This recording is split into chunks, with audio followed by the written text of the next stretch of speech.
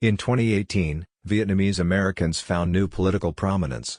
Irvine, California. Asian Americans played a key role in Democrats' blue wave in this year's midterm elections, with 77% of Asians nationwide voting for Democratic candidates, according to NBC News exit polling, compared to 23% who voted for Republicans. In Orange County, California, Asian American voters are thought to have helped flip 3 congressional seats so that the previous Republican stronghold is now entirely represented by Democrats.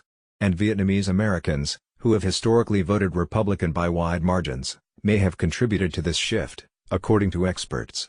The common assumptions about the Vietnamese community aren't actually true anymore, said Tracy Law, executive director of the progressive group Vietrise. While data showing how Vietnamese Americans in Orange County voted in 2018 is not available, there are some clues, said Karthik Ramakrishnan, founder of API Data, a program that conducts data and policy research on Asian Americans. A low-turnout election, Ramakrishnan said, would have suggested that mostly older Vietnamese Americans went to the polls. But in November, Orange County voter turnout reached 71%, the county's highest midterm rate since 1970. This seems to indicate that a high number of younger Vietnamese Americans, who tend to lean Democrat, cast ballots, Ramakrishnan said. Chances are that Democrats did a good job of making the Vietnamese American vote more competitive than it was certainly in 2014 in Orange County, he said.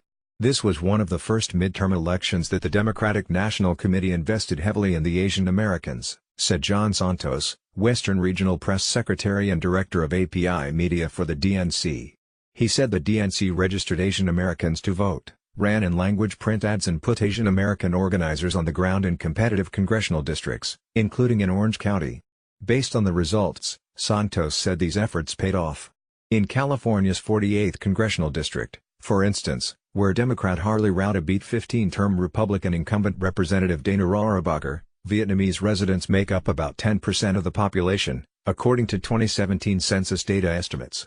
A loss by one of Orange County's most high-profile Vietnamese politicians was also telling, Law said of Republican Janet Nguyen, who lost her re-election bid for the California State Senate in a district that includes Little Saigon.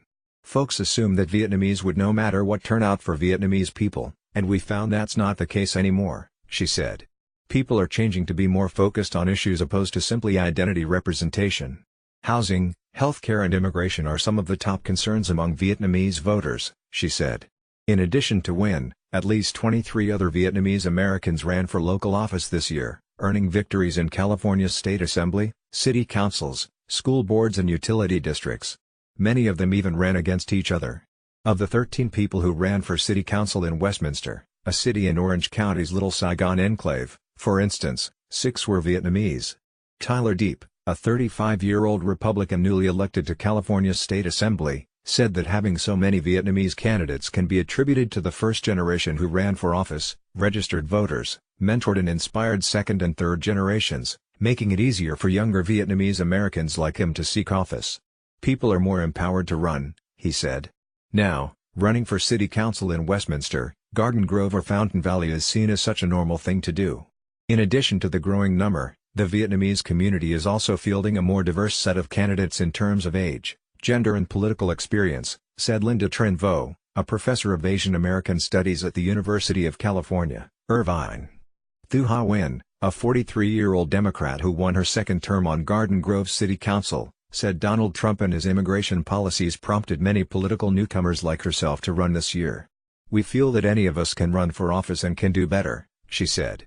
We feel that it's not about whether you have political savvy, but it's about your passion, it's about what you believe in, it's about what you can do for people and what you stand for. But the Democrats shouldn't take the Vietnamese vote for granted, said Ramakrishnan. The Republican Party, to its credit in Orange County, has encouraged more Vietnamese Americans to run for office, he said. The big question now will be with the Democratic Party. Are Democrats going to try to build a bench of local candidates to equal what the Republicans have done?